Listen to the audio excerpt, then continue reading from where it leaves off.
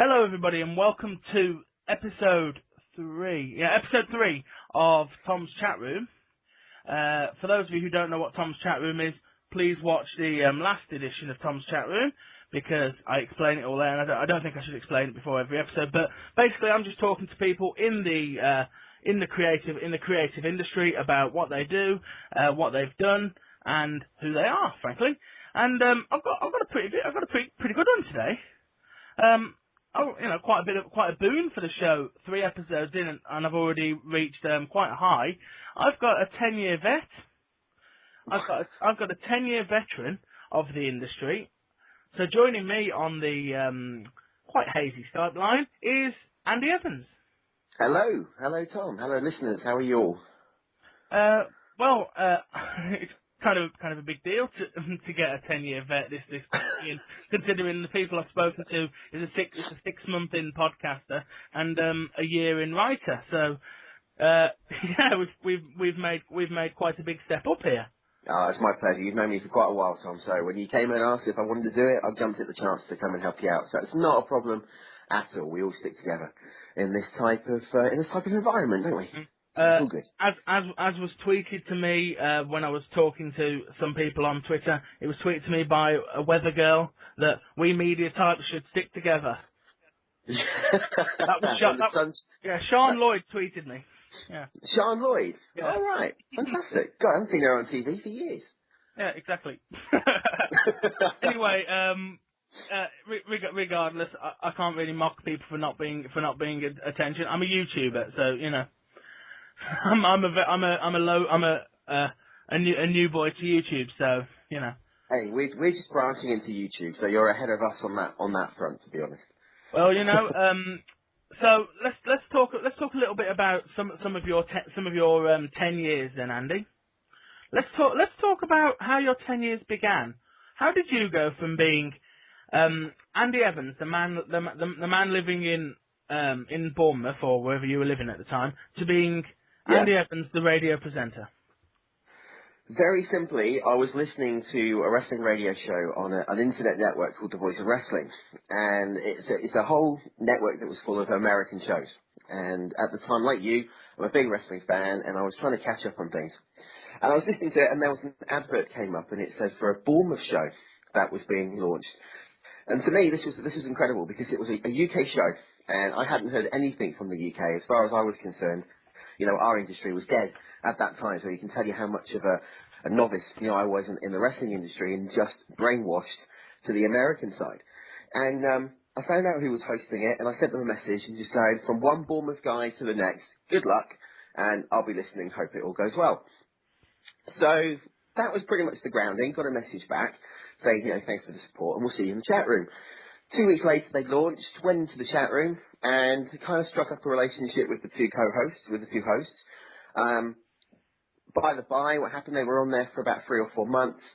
Then things went sour between them and the network. They relaunched and invited me in to host the new revamped show, and from that point, I stayed in that partnership for about 7-8 years. And then I moved over to the project I'm doing now for the last 2. So would that have been TFC? Would that have been TFC? That would have been the Square Circle. Yeah, because I don't my listening history doesn't go back that far. Right. I didn't come in until the show that followed TSC. Oh, the the podcast or the live show. I came in at the podcast era. The Legends and Champions podcast. No, the radio show after that. Oh, right. Okay. Yeah. I came in a bit later, but I have tried to listen back, and I've heard one episode of that original show, which was uploaded when me and a bunch of the people in the chat room pushed towards a link on air about a very difficult Chris Benoit show. Oh, jeez. And I pushed and said, I think some of the listeners, me included, would probably like to hear what you mean by that, because it's difficult for those of us who haven't been around to know. Yeah. I remember sort of, you know, listening to that show, and yeah, it's kind of difficult to listen to, you know. It was difficult to listen to. It was even harder to do it. I can imagine. We basically, for those of you who don't know the story of Chris Benoit, I mean, the double murder suicide. I don't really want to go into it too much, but Google it. All the news reports are there. Me and my broadcast partner that I was working with at the time, we text each other in the morning and went, "Oh crap! Have you seen this? What are we going to do now?" Yeah, and this was at 6 o'clock in the morning. You know, bear in mind, Raw airs, God knows what time. You know, 1 o'clock, midnight, 1 o'clock. The pay-per-view the night before, which I think was Vengeance Night of Champions, where he was meant to win the strap from CM Punk. Mm. And it was all going on, you know, and on the Monday morning I texted my co-host. On the Tuesday morning, my co-host texted me and said, "Have you seen Raw? Have you seen what they did?" And I was like, no. We then met up on the Tuesday night, sorry. So everything was still relatively raw. Everything changed in about 12 hours, didn't it? Completely. I watched Raw live, and it was the greatest man that ever lived. The absolute greatest man who ever lived is no longer with us. And then, like, I went on a website, like, after I'd watched Raw, and it was like, things have just changed. You're right. They literally changed in the drop of a hair. And I remember planning the show with my partner, and basically the show we did wasn't the show we planned. And you can tell that because I think the good thing about radio and media is you agree, Tom, is the fact that it's an outlet for your emotion. It lets you really kind of say what you're feeling, but in a constructive way. Mm-hmm. And a double murder suicide, I mean, it's bad enough that he killed the wife, but to kill his son, that to me was taking it, to the extreme, and the guy's a, piece of rubbish and should never be seen.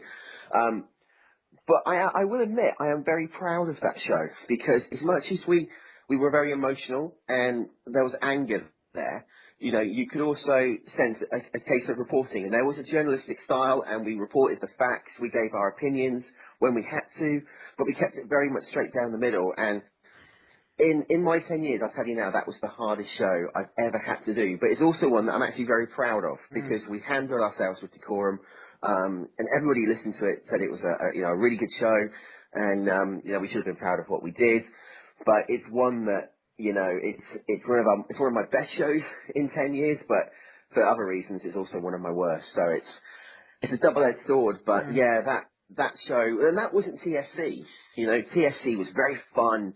It was very much PG product, because at the time we didn't, you wouldn't believe it, but we didn't go down the profanity route or anything. We were very much, we got a live chat room, we got live listeners, we want to bring you the best, we want to give you discussion, we want to give you talk, and that's what we did, and we won 3 or 4 wrestling radio awards for that show, including Best Male Interview for Jericho and Best Female Interview for Tammy Sitch, now known as Sunny. We won the People's Choice Award, which is where the fans voted for it, and we won the Best Show as well, which was incredible for us. Oh, yeah.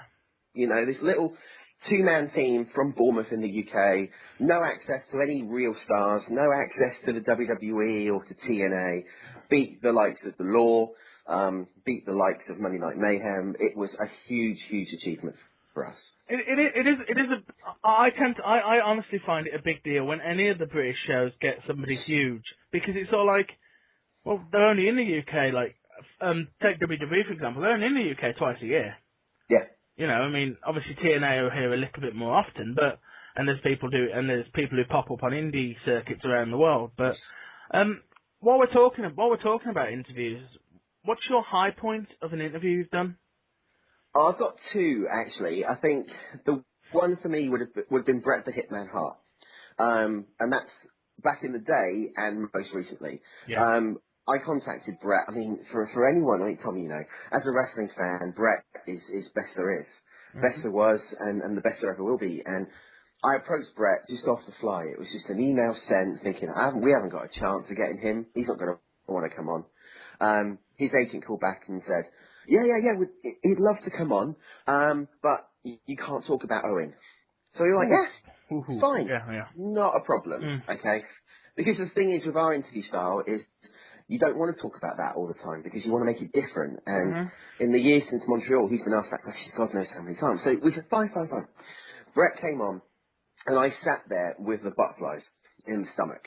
And at the time, you know, we kind of split interviews. Now I'm the lead interviewer for TWS. But when we were doing TSC, we shared responsibility for it. And I sat there with the butterflies in my stomach going, this is big. This is the biggest interview at the time we've done. And Bret came on and he talked in typical Bret style. There was no emotion in the voice at all. And I looked at my co-host and was like, oh, this is dreadful. This is terrible. This is not working right. Then he flipped into second gear and went absolutely into overdrive. And he brought up Owen, you know, brought up different things that Yeah. we weren't even going to go to. And that interview ran for about an hour to 90 minutes. And it was only meant to have been a 20-minute session. That's all we had with Bret. But, and this is Bret talking. And then about 10 years later, about 9 years later, Bret came over to the UK last year for a meet and greet. The thing that Rob McNichol hosted, right? Exactly. Yeah, exactly.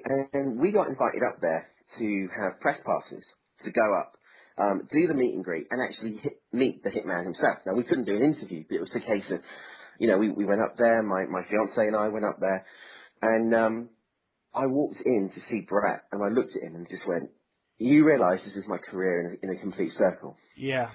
And Bret looked at me and he said, why? And I went, you were one of the first big names I ever interviewed in my career.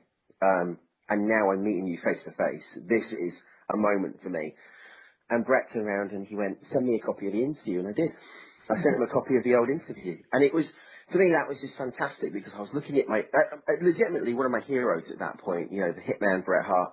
And to see this guy over his career and to realise that I've sat there and spoke to him on the phone was great. But to meet the guy face to face, to have a handshake from him, for him to turn around and say, you know, it was great talking to you, great meeting you, keep up the good work, and to literally have a conversation about whether or not he thinks Dolph Ziggler is the future of the WWE was interesting. What did he say? What did he say?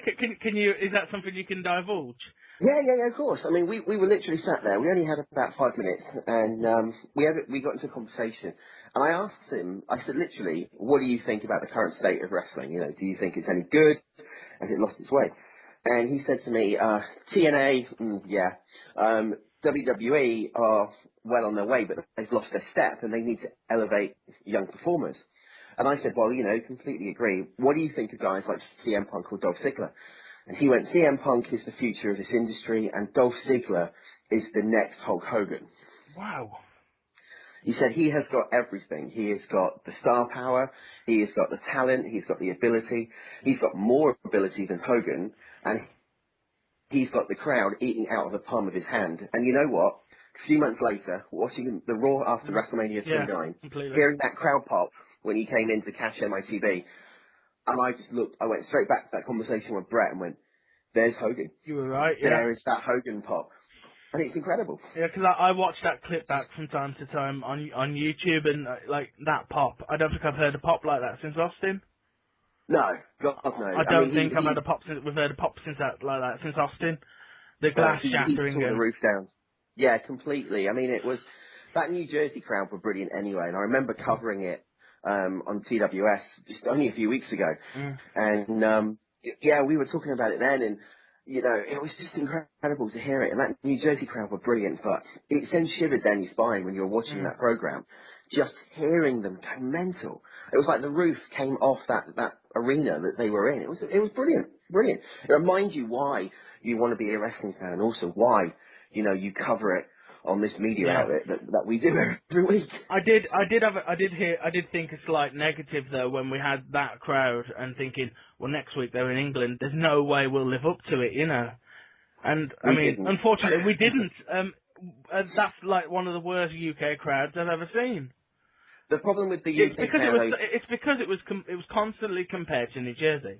Yeah, exactly. We overhyped it in our minds too much. You know, we put too much pressure on the UK fans, and we were like, they're going to be great. And it wasn't just the UK shows. I mean, we were guilty of it, but it was American shows as well. I mean, I'm a very big listener of the Law, live audio wrestling. Absolutely, same here. You know, one of the, if not the best wrestling radio show in the world, and the one that everyone wants to be modelled on. And I was listening to Review of Raw with John Pollock and Wei Ting, and they turned around and went, the UK crowd's going to be brilliant, absolutely fantastic. They always are. They'll beat the New Jersey crowd. And then when Raw happened, they went, they were rubbish. They did the same chants. What happened to Britain? Yeah. You know, and you're right. You said earlier on about WWE only coming to the UK twice a year. You know, normally we capitalise on that, and we go absolutely mental. But we didn't do it for whatever reason, except for Fandango. I still can't get that. But I've bought Fandango's music twice, so I kind of get it a little bit. Oh dear. Both versions on iTunes. Just don't make me go out with a Fandango music, all right? I don't know. I haven't even thought about what I'm putting in and out because I'm limited as to what I'm allowed to do in terms of creativity, Copyright. like copyright and stuff like that. So Yeah. probably going out to silence. Okay, that's a great track. That one, I know them very well. But obviously we've talked high. Now we've got the fun bit. Now we've got to talk low points. What's the low point? What's the low point of interviews you've done in your long period of work? There's been a few. There's been a few that have you've got them on the air and they've gone, yeah, we're going to really kind of like break the walls down. We're going to tell you everything, and then you speak to someone like Ice Train Scott Norton, who literally went, yeah, it was okay, brilliant. And that is it. That's all you were getting. And you trying everything to try and open them up, you know, the open-ended questions, and they didn't do it. Then you had someone, as much as I respect the guy, Brutus the Barber Beefcake, who the first time I ever spoke to him was brilliant. You know, absolutely fantastic. He was talking about wanting to be at WrestleMania 23 and everything else. So I said to my new team, let's get Brutus on. He'll be brilliant. I've interviewed him before. He'll be absolutely fantastic. You can get a nice conversation going. And it was the longest 15 minutes I've ever had. Was he like, yes, no, no, yes, yes, no? Just yes and no answers, like? We got a little bit more out of him than that, but nothing, you know, not great. It was very much hard work. You know, you had to explain a question about 3 or 4 times just for an answer to kind of come out that was a bit different to, you know, like the interview technique where you ask a question and you try and rephrase it a couple of questions down the line, get a different answer. We were doing that on pretty much every single question, just to try and get it. And like I said, I'm lead interviewer now for TWS, and it makes my job because I don't write interview questions. I have bullet points, so I'll literally go in there with topics that I want to discuss in that interview, based on what the talent has told me we can or we can't talk about. Because you know, talent are very much, you've got to do what we say. 9 times out of 10, brilliant, they'll talk about anything and everything, and they tell you an open forum. But you get some, like Bret, who say you can't talk about X, you can't talk about Y, and you accept that, and you turn your style around. And I had about a page full of topics, and I got to all of them in the space of 5 minutes. Yeah. And we just get a conversation out of him. So that was my big low. I think my other one was Randy Orton from WWE. When did you do Randy Orton? I don't remember that one. This was before your time listening. Oh, right, okay. When the Squared Circle was very much beginning, and it was a 3-man team. And we had a working relationship with WWEEuroshop.com, which no longer exists now. And they arranged for us to have the Legend Killer on the show. So we got it all. We did it. And Randy Orton, we did the interview, it was actually cracking. We got all the audio for it.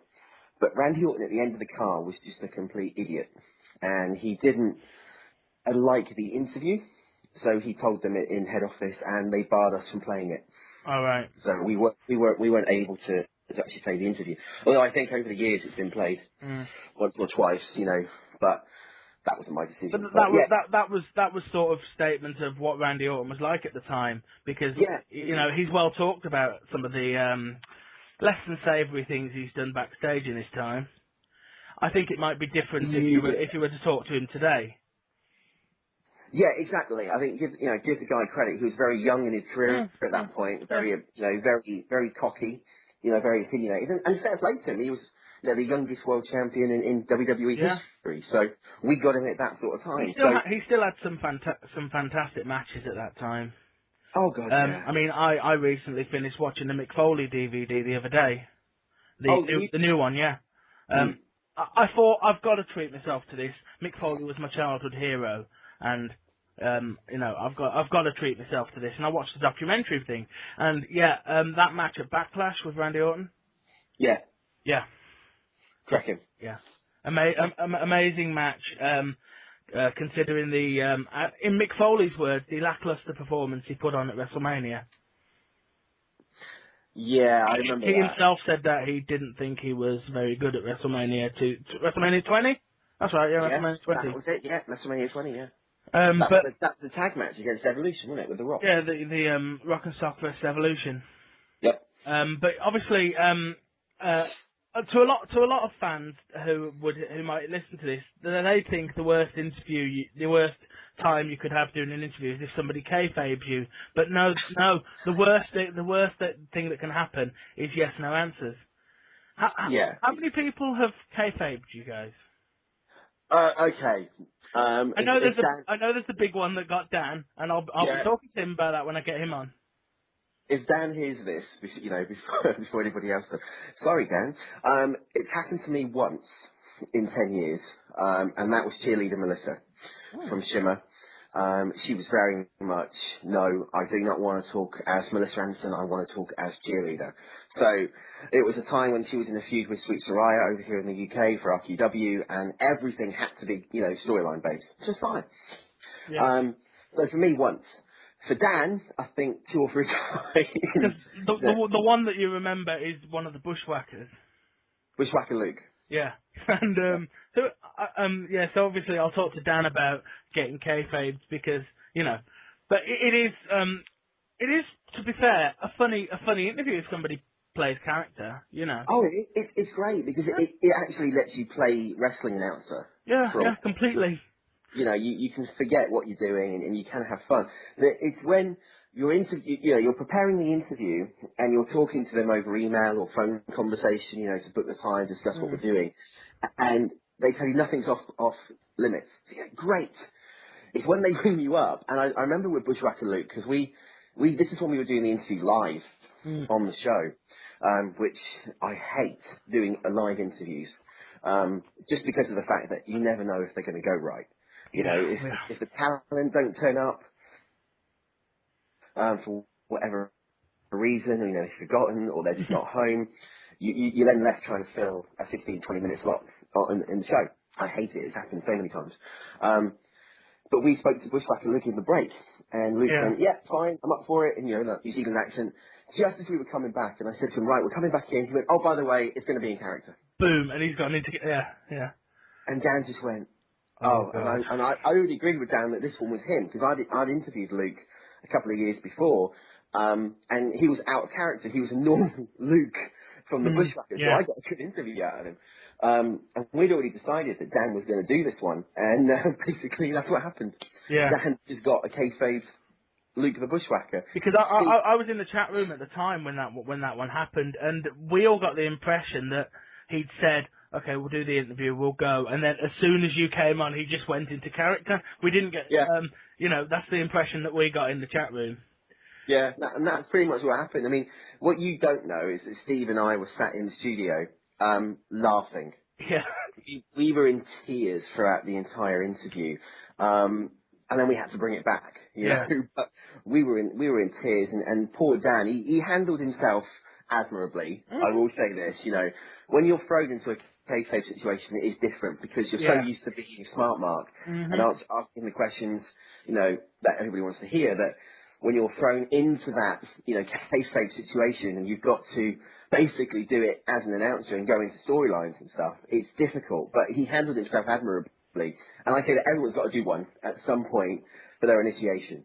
So, I'm going to get Steve a kayfabe interview at some point, and Toby. I don't quite know when, but I'll get them one.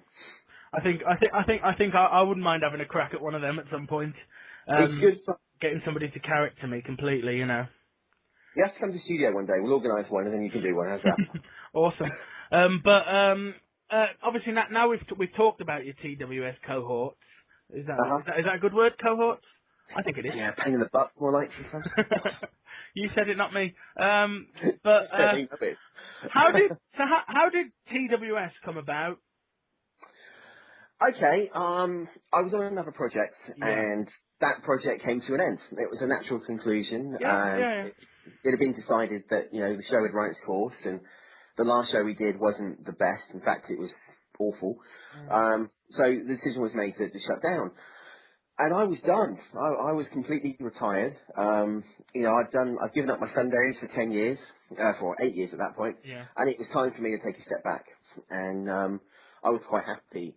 A month went past, and I got that itchy feeling to get back behind the mic again. You miss it once you've done it for so Mhm. long. You miss it, and you miss that chat room. And nobody knows, if you're not doing it, how much that chat room adds to the show, because you've got all those different opinions, and it is like the analogy I always use is going into a pub. If you went into a pub, you've got a table of people sat around talking about football, but you Yeah. can't do that with pro wrestling. With No. this type of outlet and the chat room, you can, and everybody's talking the same thing, and it's so many different opinions, and I missed it, and I missed that live feeling. So I put my ear to the ground, and I started working on a new project. And originally, I wasn't going to do anything wrestling. It was going to be a Doctor Who sci-fi show. Ooh. Yeah, literally. It was going to be based on the Doctor, and it was also going to be mixed around different sci-fi things. And I had a couple of contacts over the years, so I was planning that. But as I started doing it, I took a break from wrestling, and I thought, I'm missing it. So I watched Raw. Didn't know what was going on, because obviously I hadn't watched it for a month, but kind of got back into it and thought, I'm really enjoying it. That month off has given me a nice refresh. I didn't have to watch, Raw and SmackDown and Impact every week. Mm. It was giving me a nice break. And I started to miss it, and gradually my plans started changing. And three initials just kind of popped out onto a piece of paper: TWS. And originally it was called The Wrestling Show. Yeah. That was the plan. So the initial concept was there, and I thought, okay, I've been a co-host for years. Now it's time for me to step up and become a lead host, and also a producer. Mhm. So I basically quietly have been learning things over the years.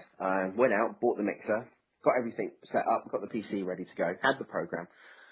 So that was the first thing. And then I realised I needed a co-host. So Steve and I used to work together in Asda, back in Bournemouth, back in the day.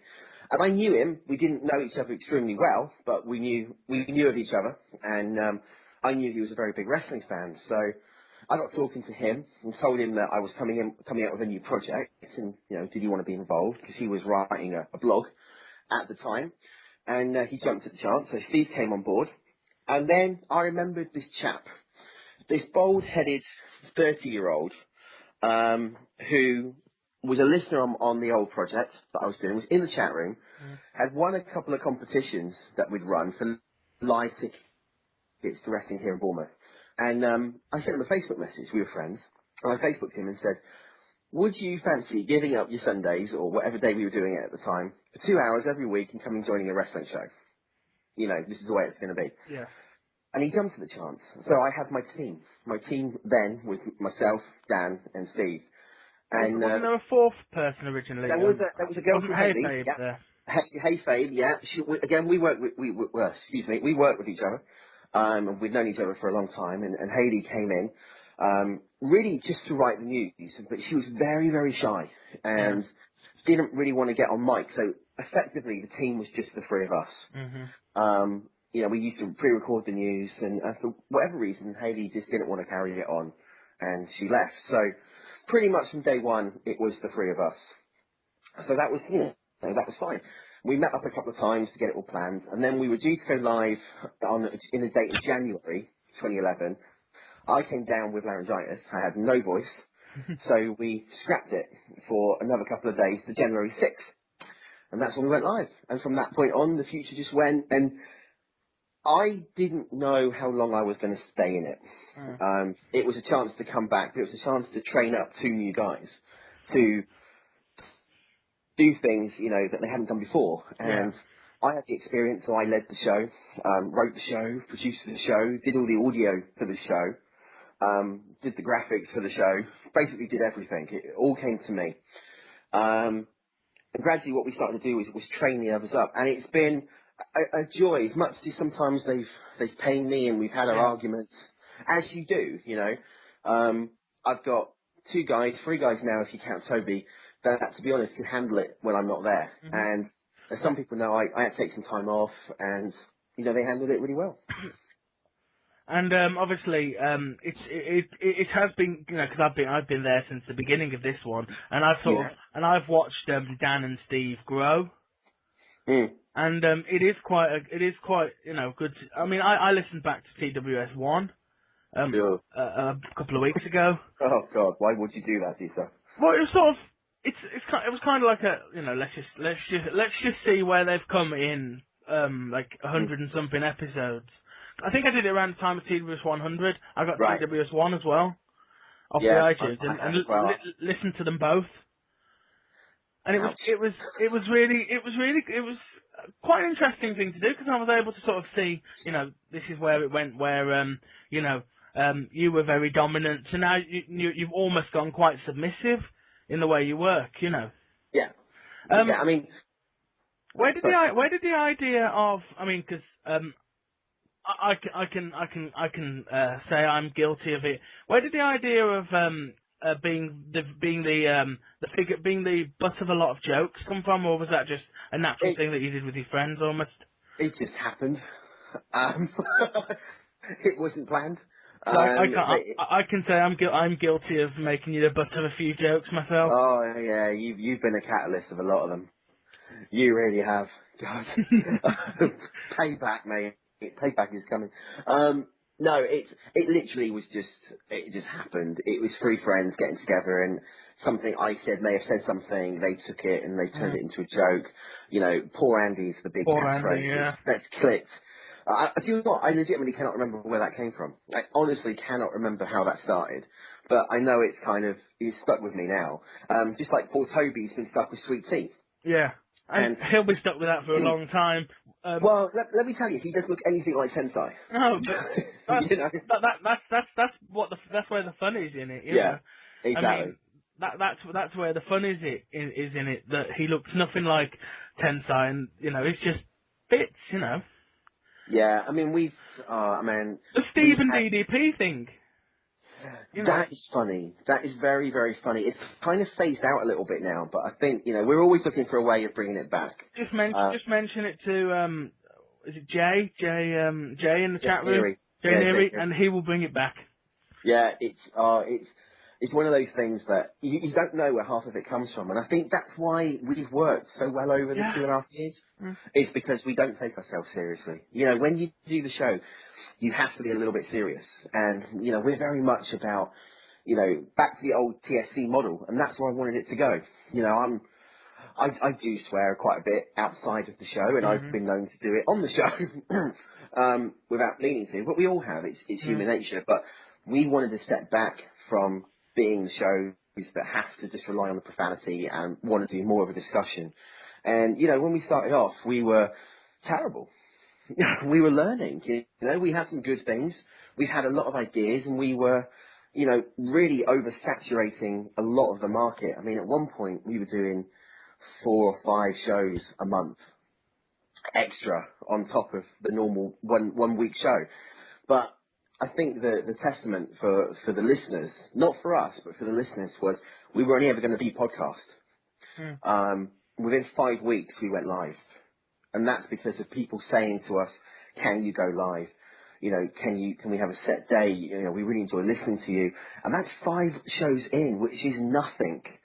I've known shows take up to a year before they've gone live just to get that chemistry. But I think we were all friends, and we are all still friends. And you know what? I'll tell you now, Steve and Dan have had a lot on them because I was moving, I've been away.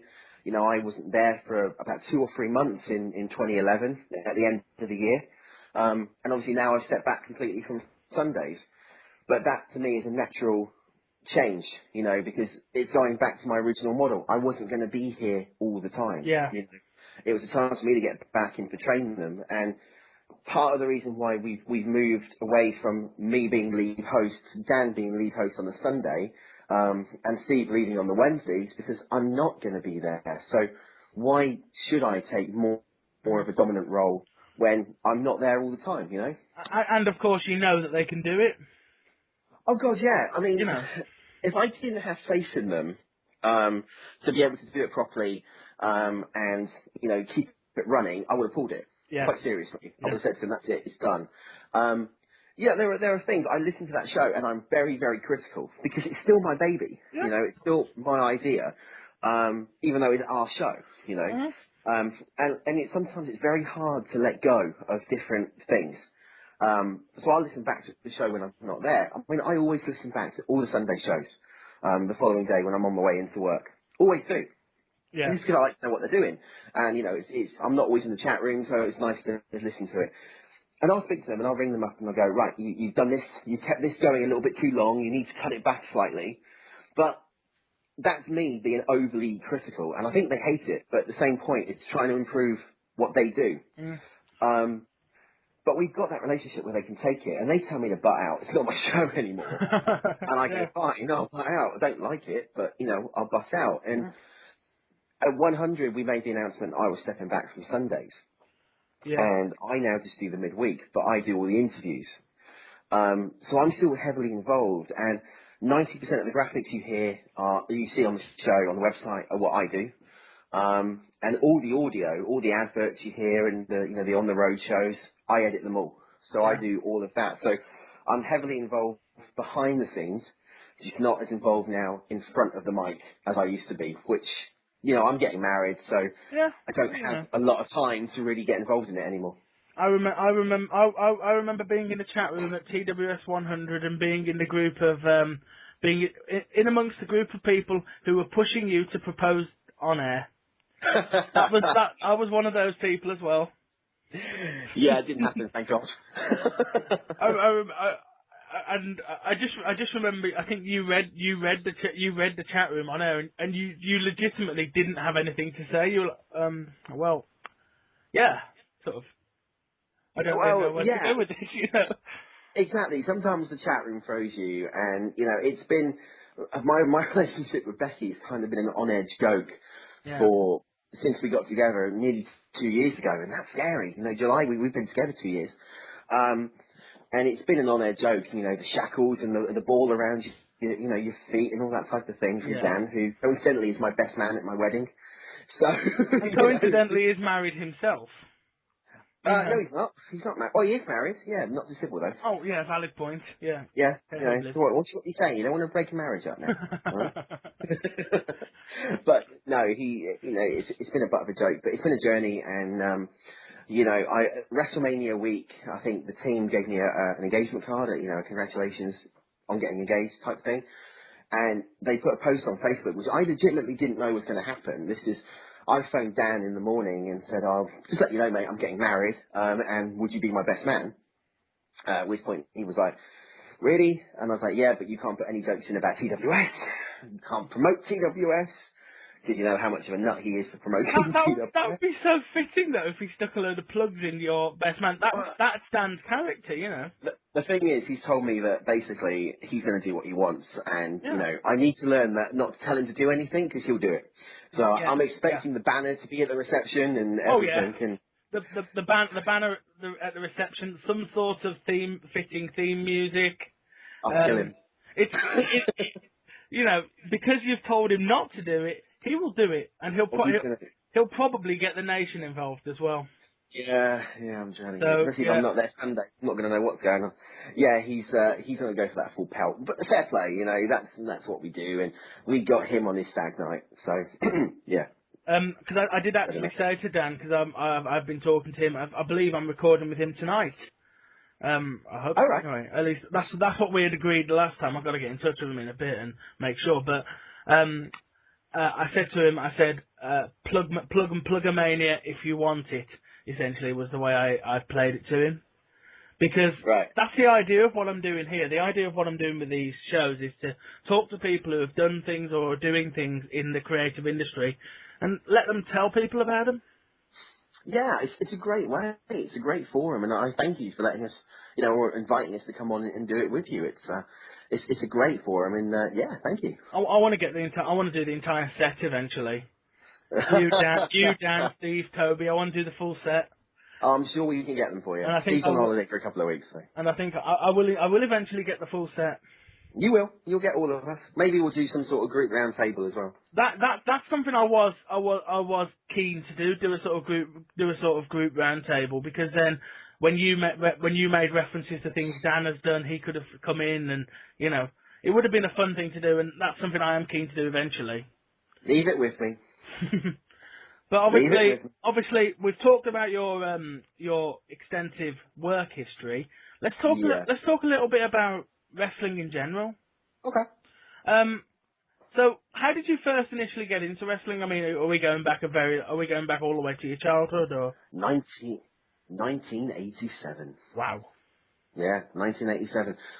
My father and I used to watch it on a Saturday afternoon.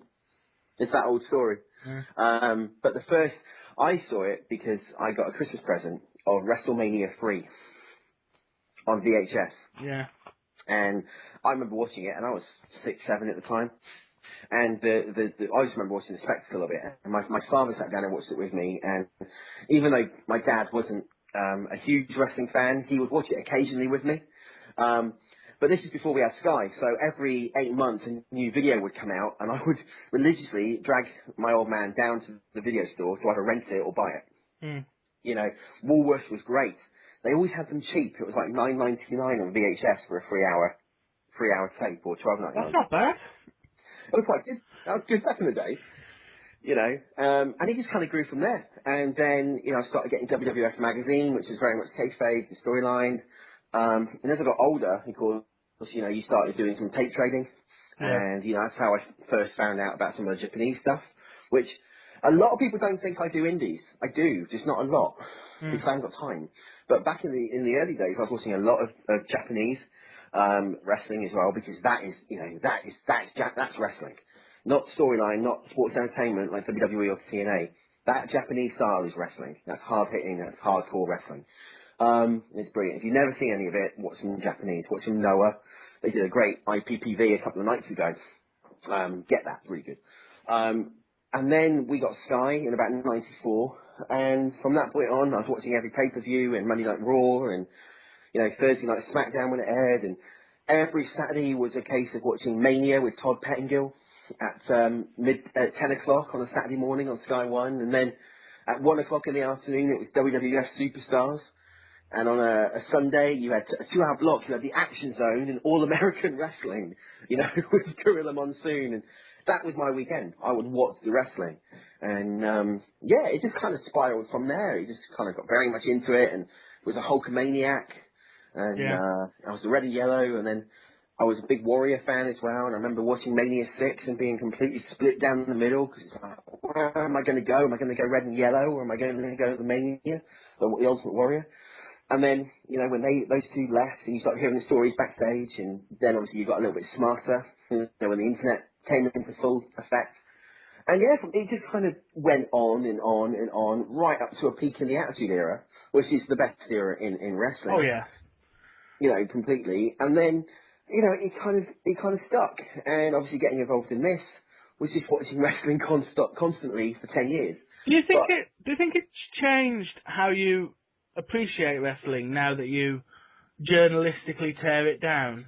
Oh god, yeah. Yeah, you rip it apart completely. I mean, I sit here, I've got, to tell you the truth, I've got SmackDown on pause at the moment, because I'm doing a Sunday show tomorrow, so I need to watch SmackDown. And I'm watching a match going, this promo is terrible. Yeah. He's not talking properly. Or they just missed this spot in the match. It's Ryback, Daniel Bryan. They just missed this. Or it's a complete work, the Cena storyline, with his ankle. I think it is now. We can say that. Oh, it's completely a work. You sit there and you dissect it. But I think, for what makes it worse for me, not just from the journalistic point of view, is I've done some training as a wrestler.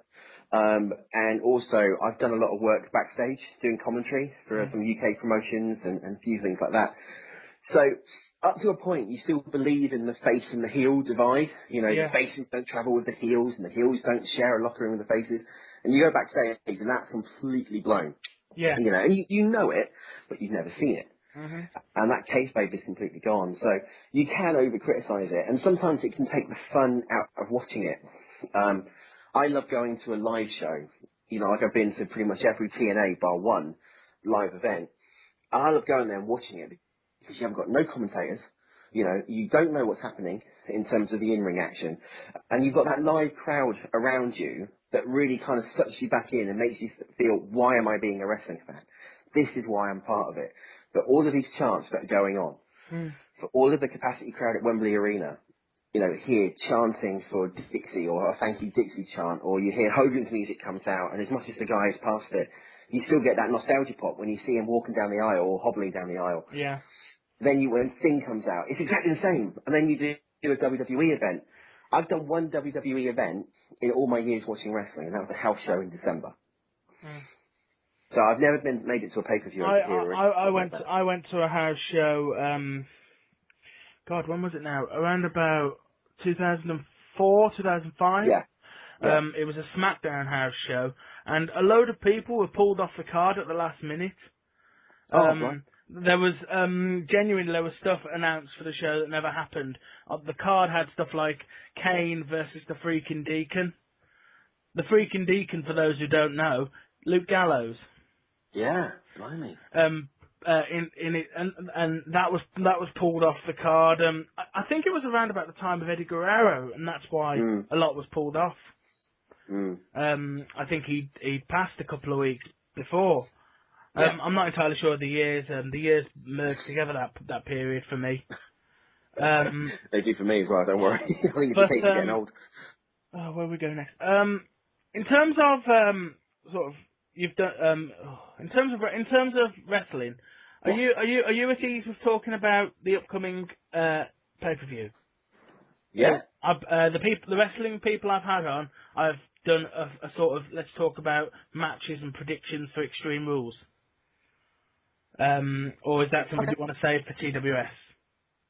No, go for it. No, I'll be doing it as well on TWS, so don't worry. Let's go for it. Because I'm just pulling up the memo on my phone with the the stuff on it. I've got the way we talked about it is we took the way I talked about it with the other guy I spoke to was we talked about the matches that we've got that are announced, and we talked about some matches that we think might happen. Right. So in terms of the ones that we know are happening, we've got Ziggler versus Swagger versus Alberto Del Rio in a ladder match triple threat. Yep. Where do you see that one going? If Ziggler doesn't retain, I quit wrestling. I'm completely with you on that. There's no way they take that title off Ziggler. No way. They can't. I mean, they need... To be quite frank about that World Heavyweight Championship really doesn't mean anything much these days. It's not the WWE title, which is a shame. So I've always been a big advocate of they should unify the two belts back together and just have one, especially as the brand split's gone. But what Dolph has done with that belt in the 6 weeks that he's had it, it's kind of elevated it up again. It looks better on Dolph. You know, he's got that very cocky, arrogant heel persona, which the fans love. I mean, he's turning face without having to turn face. Yeah. I think it fits more, though. Also fits more about why I don't want them to unify the belts. Is that big gold belt? That big gold belt fits Ziggler's character. It does. It fits the show-off character that he would have this ridiculously oversized gold belt. But then I don't quite know if he had the WWE title, what side plates he would have, what image he would have on the side plate. Whatever logo he's got. Yeah, so it'd just be the D and the G, so it wouldn't quite work, would it? But he is brilliant. Dolph Ziggler is the future of that company. You know, if they're talking about who can take the reins from Cena, because Cena's got to be going soon. You know, he's been active now for 10 years straight. You know, almost no real major injury that sidelined him. He's got to be on course, God forbid, for something to happen, you know, for an injury to occur. And they haven't got anybody really to kind of elevate it up that next level to kind of carry the flag. Punk, they can do it with Punk, but Punk's battered. You know, Punk's injured. So how long? I mean, Punk's taken some time off now. You know, they called him back up early. They called him back. Yeah, he wasn't meant to be back until June. They've now called him back. He's going to be on the end of May Raw shows. Oh right, okay. That's something new that I've learned today. You know. Yeah, that's on the dirt sheet. So they called Punk back. So they're worried. Yeah, they clearly are. You can tell. In terms of another one of the matches we've got Brock Lesnar versus Triple H in a, as Paul Heyman put it, a down and dirty old school steel cage. And that means I want the blue bars back. That's what I said. But If it's an old steel I cage, don't know who whether does? we'll get it. Oh, we won't. We'll get the new mesh satellite dish style, Because cage. in terms of a violent match, the mesh is more violent. Do you think we'll get a blade job? I think hard way off the steel. Hard way, yeah. I think hard way off the steel. They'll be Let- comfortable enough to say, just smash my head into that wall. All right, let me ask you this question then, Tom. You've been a wrestling fan. You've watched SummerSlam with Brock Lesnar, Triple H 1. Mhm. You saw the Mania match, I take it, with Lesnar and Triple H Yep. 2. Are you really wanting to see a third match, a rubber match between these two guys? If it's enough of a violent contest, and if it ends the right way, yes. Right. If So Triple H wins it, I don't know what to say. Brock Lesnar has to win it, and he has to win it quickly and in increasingly violent ways. Lesnar essentially, because I did a video about this, how I think the match should go, and Right. I did it using WWE 13, and Okay. I had Lesnar hit just keep hitting his finisher on Triple H, just beat him down, and that's what I think you need. You want Brock Lesnar to quote unquote physically retire Triple H. Well, that's just it. I mean, at Mania, when he put his career on the line, you knew he was going over. Yeah. Hunter. This one, if it's the anniversary of Brock Lesnar's return to the WWE, it's 1 year to the pay-per-view, and he lost to Cena at Extreme Rules. You cannot have him losing again, No. because that's the Lesnar character destroyed. He's only here for a handshake, for a couple of dates a year. He needs to go over. Where do you if say for the sake of argument, we put the book in front of you. Yeah. Where do you go with Brock Lesnar for the period you've got him? Because he signed a 2-year deal, hasn't he? He has, yeah, but only very limited dates. I think it's like 6 dates a year or something like that, and he's already done. Where do you go with Brock Lesnar? How do you book Brock Lesnar's 12 dates in his 2-year contract? To be honest, I would send him face. Right. I would send Lesnar face, and I would stick him in a program with Punk. You do Lesnar versus Punk at Mania. At Mania, yeah, but I would only start building that from kind of like Survivor Series time. And what do you do? Have him go over and beat on heels, like take out Ryback, take out Henry? Basically, the biggest heels you've got in the company, you kind of go after Brock Lesnar. Paul Heyman can have a nice big heel stable, maybe back to like the Dangerous Alliance again, where Punk is the leader of that stable. And they're trying to get Ryback. It's not going to happen. No. He's better as a heel. The obvious answer would have been Rock and Brock at Mania, but that's in question. Because Rock's hurt, isn't he? Well, Rock's hurt, and there's also rumours that this is it. He's done. That was his last match at Mania because of the movie theatres, not wanting him to put his career on the line because Hercules has been delayed because of this whole hernia operation he's had. So I think as much as Vince on conference calls goes, Rock will be back. I think you've got to look at it. Rock won't. I don't think he will. No. No, I don't. I think he's done. And I think WWE will realise and they'll push forward to try and get Austin back for one. I mean, I listened to the Steve Austin show on iTunes. It's a fantastic podcast. It's Steve Austin official, and he hasn't made any reference to it, but he hasn't said he wouldn't either. And I think if the money was right, they'll bring him back. Austin can go. He's in great shape, and I think Austin Punk would be your headline match for WrestleMania 30. Going back to Brock though, I think if it's not Rock, the only way I can see him going is to be booked with the Undertaker. It's the only way I can see it. Streak on the line. The only problem with that is, for me, WrestleMania 30's got to be Taker Cena. If it is going to be Taker's last one, yeah, I agree. Because Cena is the only person left in that company, apart from perhaps Lesnar, who I can see as a potential. He could beat Undertaker here. Do you know what? I think if it was a few years earlier, I would maybe agree with you. But, with the dead man literally winning every single Mania match to keep that streak alive, I went into this one going, it's going to be Undertaker. But Punk gave him a great match. Yeah. I think that Mania match is a marquee that you just know it's going to be a good match, but Undertaker's going to walk out. I don't think they'll break the streak. If they do break the streak, it needs to be to some up-and-comer who they think is going to carry the torch for the next 10 years.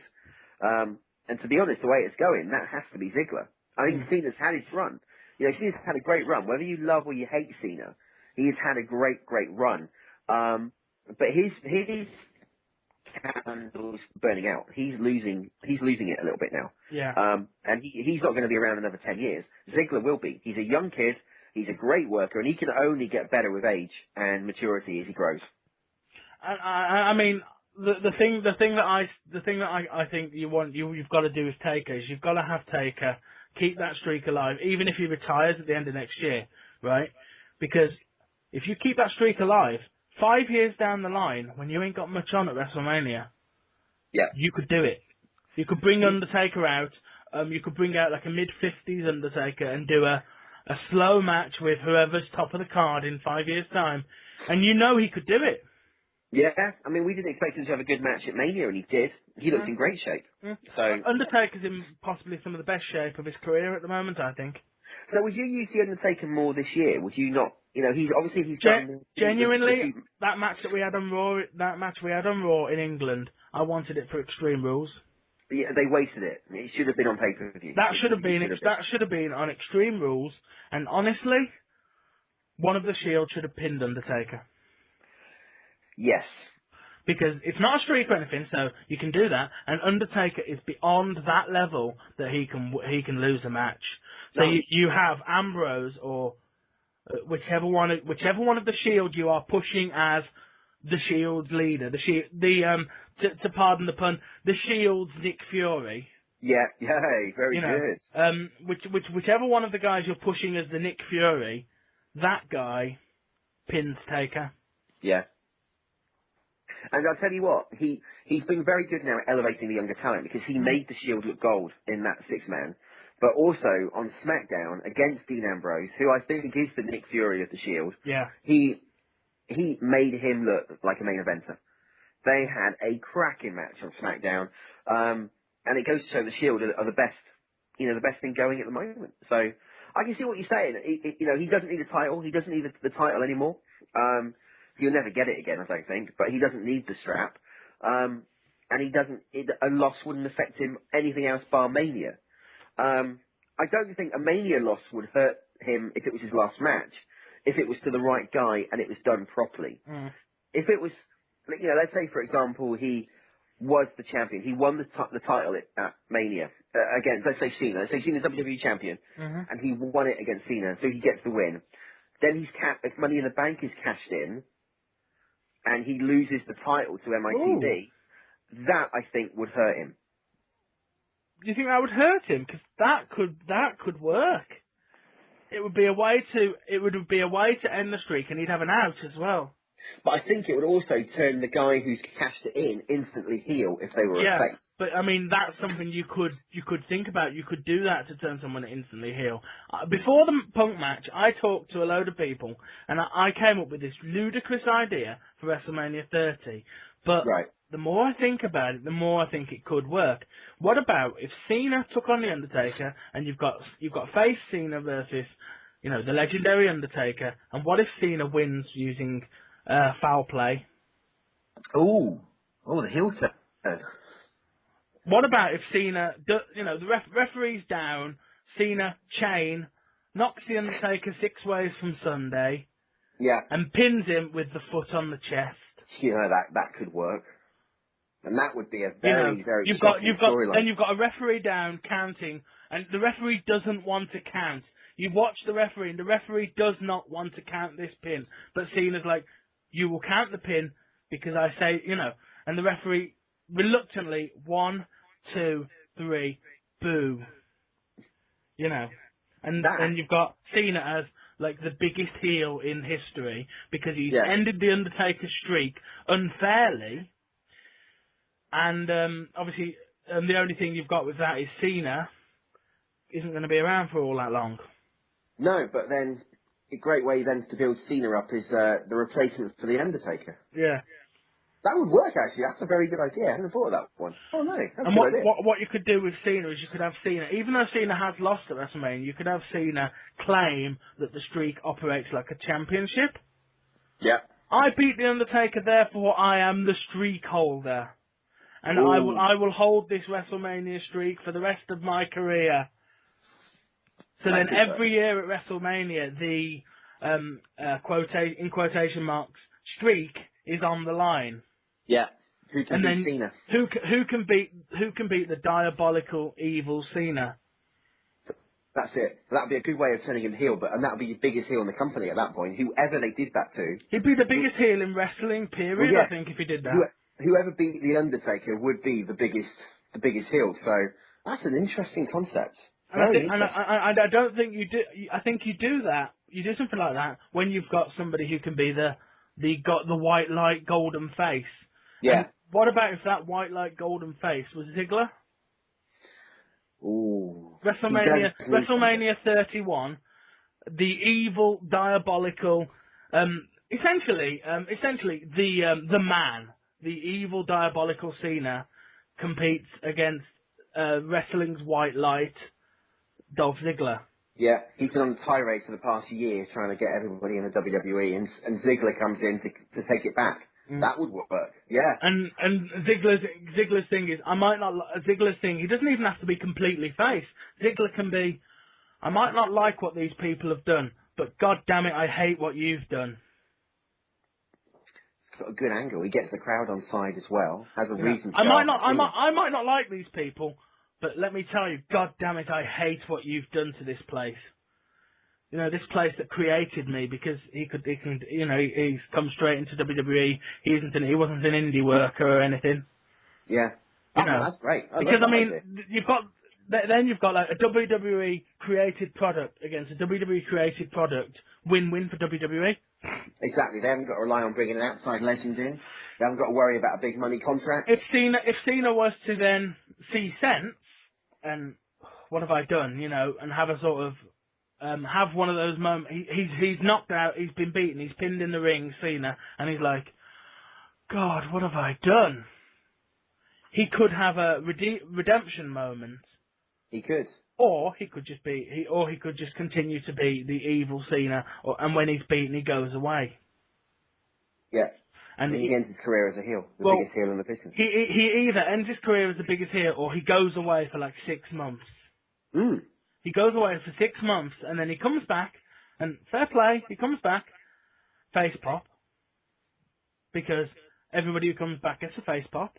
Yeah, nostalgia pop. So he comes back nostalgia pop, and he just legitimately just stands in the ring and he apologises and says, I let it get to my head. And you just have John Cena, and I don't mean John Cena the character, you have John Cena the man apologise for everything he's done. Yeah, I turned my back on all the kids for the Make-A-Wish. You know, actually, you know what? It's a really good storyline. I just don't know whether WWE would do it. It depends if they'll pull the trigger on it. It depends. I think it'll go to how bad business is as to whether or not they'll pull the trigger on that. Mm. Similar to Hogan, WCW, when they turn him heel and he joined the NWO. That's what you've got. You've got, if Cena turns heel on Undertaker at WrestleMania, that's what you've got. You've got your Bash at the Beach moment. Yeah, exactly. And doing it at Mania is your biggest show of the year in the business. It's going to make it instant attention. That definitely works. It's a really good idea. The reason that works as well in my head, and whether it works legitimately, is because if Cena cheats to beat Undertaker, well, he's spiting the likes of you and me who love the Undertaker, and he's being a bad guy. So he's a heel to everyone. Yeah, he's literally whereas if he just turns heel and, you know, the kids start booing him, and in fairness, you and me start cheering him. Well, yeah, because he's the adults hate him anyway, so we'll cheer for him. It's the reversal switch. It does happen. I think you've got a great storyline there. If WWE had the guts to pick it up and run with it, that's a great way to go, and it makes Cena a lot more relevant. It gives the Undertaker a nice exit, a nice way out. So, yeah. Ultimately, even if Undertaker's been beaten and is gone, he could come back a couple of years down the line If Cena's that dominant, right? Cena is that dominant, and honestly, I mean, you keep Cena dominant for 2 years, right? Taker could come back 1 year after he loses to Cena, and say, and essentially say, "You beat me unfairly. I'm gonna take you. I'm gonna take you out. I'm gonna take you out for all that is holy." Yeah. And then he loses to him again. And then when Cena retires, which will be, you could run it into Cena retirement 2 years down the line, the dead man comes back and actually beats Cena. So the circle is reversed. It's come full circle again. Either the dead man beats Cena, or you do the white light thing with Ziggler, and you have Undertaker come out and say, "I tried last year, I couldn't do it. I tried last year, I couldn't do it. You beat me 2 years ago. This year, it's going to be different. This year, I've got somebody who can." And then he brings out Dolph Ziggler, who he brings out Dolph Ziggler, who essentially just stands by the Undertaker. Undertaker essentially puts Ziggler over by shaking his hand. And that's all you need. You've got an instant white face then.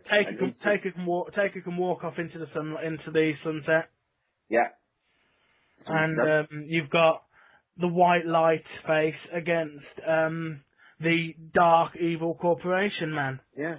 It sounds great. So what other matches have we got on Extreme Rules? We've got the WWE Championship, Cena versus Ryback. Oh jeez. In a match that as of yet doesn't have a stip. I don't think it will. I think the stip going into this will be, is Cena hurt? That's going to be the big thing about this match, which I think is clearly a work. It's not a real injury. He might have twinged it, but I don't think he's done anything too serious to it. The big question is Ryback ready to win the title? I think the heel character of Ryback works a lot better than the big face, feed me more character. A lot of the promos he's done are a lot more, I think, to the point and a lot more powerful than coming to the ring going, feed me. I think what he said is quite true. He's been very real in terms of what he said as well. You know, when he did the recap of why he turned on Cena post-Mania. But this feud hasn't really grabbed me by attention, I must admit. It's been very lackluster. So I'm not expecting a title change. I kind of expect Cena to retain the belt. But then Ryback needs something big because he hasn't won on pay-per-view in months. Yeah. So I got a little sidetrack then. Dan just confirmed that we can record tonight. Oh right, okay. I literally just got that message while you were talking and just agreed the time with him.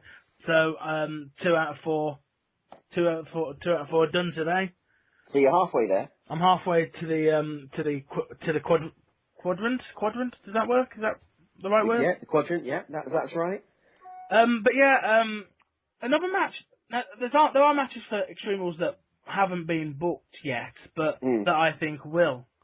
One of them, I think, to be Caitlyn versus AJ for the Divas title, because AJ is the #1 contender.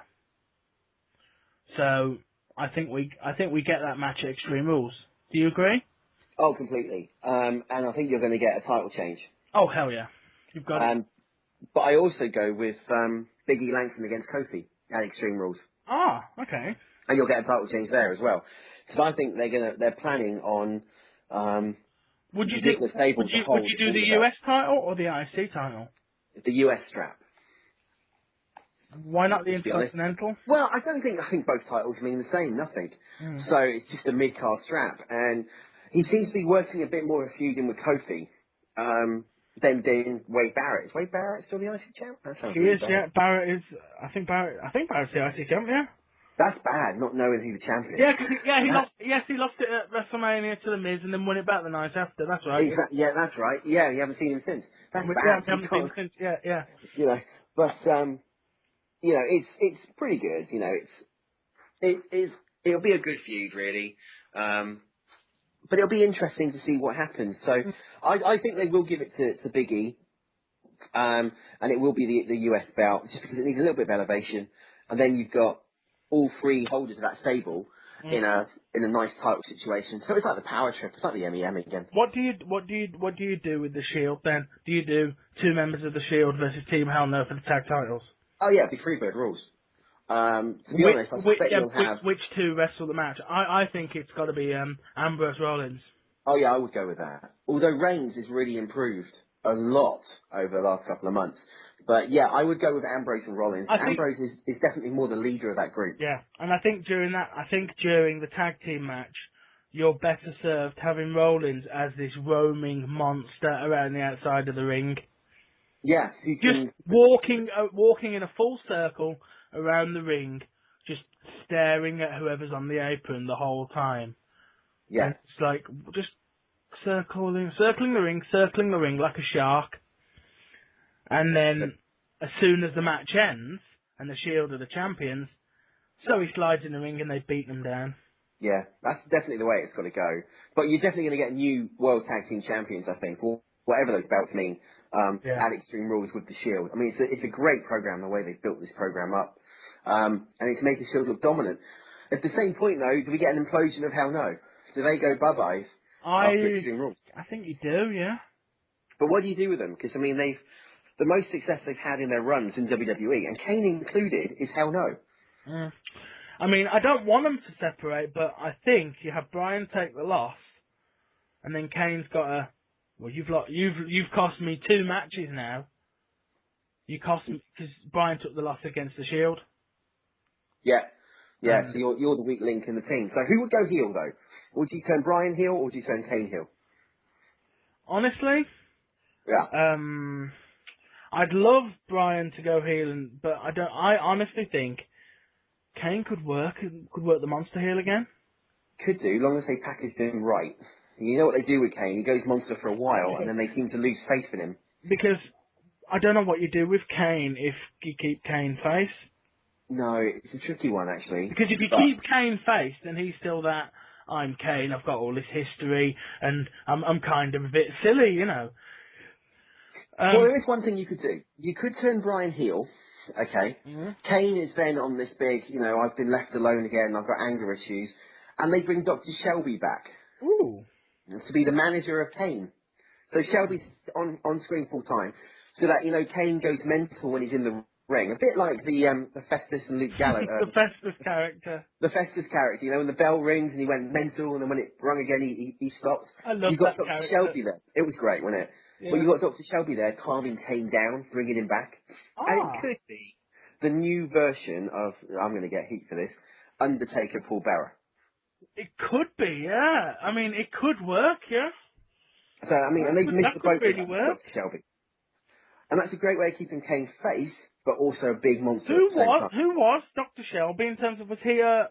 I don't know, was he a worker, or was he just a bloke, or was he a legit psychologist, or? No, he's just a bloke they brought in off the street. I think he's done some announcing for different companies in the past. But do you think he's someone they could bring in permanently, or is he someone who, he cost them a lot of money to get on each show they had him on, No, they could bring him back permanently. He's only a bit player. He's nothing big, so he could come back as a contracted worker. But I think it would work. It would give Kane a bit more relevance. He could, in the ring, Shelby could just let him go for it, and Kane goes mental. And then at the end of the match, beginning of the match, he brings him back under with anger management. It would work. That really would work. So we both had a big moment where we sort of pointed out a great thing that WWE should do. Now we need to know whether they actually do them. Easy answer to that will be no. No. But yeah, we'll start to wrap. So can you tell everyone where they can find you on social media, and where they can find the things that you do on social media? Yeah, of course. Online. Okay, yeah. If you go to Facebook, head over to facebook.com/TWS Live. We're the UK's #1 pro wrestling radio show, officially with legitimate wrestling fans who post all over that Facebook wall, and it's brilliant. If you post on any of our ways, which I'll tell you in a minute, you're in a competition called 5 Ways to Win. Okay, so you go to Facebook at facebook.com/TWS Live. Either post or reply or anything on any of our posts or graphics. You can tweet us at TWS Mania using the hashtags TWS4Life and TWS Live. Email in the show at studio@totalwrestlingshow.com. You can leave us a voicemail. This is going to be good. 0208 133 4826. or Skype in on TWS Live, and we've also got text messaging as well. And you can download all of our shows off iTunes. Just search for the Total Wrestling Show, and while you're there, leave us a review. So that's the way. And if you do all of that and you text into the show as well, you get put into a competition called 5 Ways to Win. And basically, we draw a name out of a hat on Sunday, and you win a wrestling prize, all for getting in touch with TWS. Do you encourage the viewers to follow you personally on social media, Facebook, Twitter, what have you? Yeah. I mean, yeah, always look for me on Facebook. It's, my name's Andy Evans. If you find Dan's page or something like that, you'll be able to find me. Or follow me on Twitter. I'm getting quite prevalent again on Twitter at the moment. That's TWS Andy 316, isn't it? It is, yeah, the little mark out moment there for having the 316 at the end of the name. But, yeah, no, so I'm there. You can also follow the rest of the team. Steve is on Twitter at TWS_awesome. And Toby is TWS_Toby with a Y. And Dan will be on Twitter before long. We are trying to persuade him. There's been some good, there's been a thread on the Facebook page about what Twitter handles we give Dan, and some of them have been hilarious.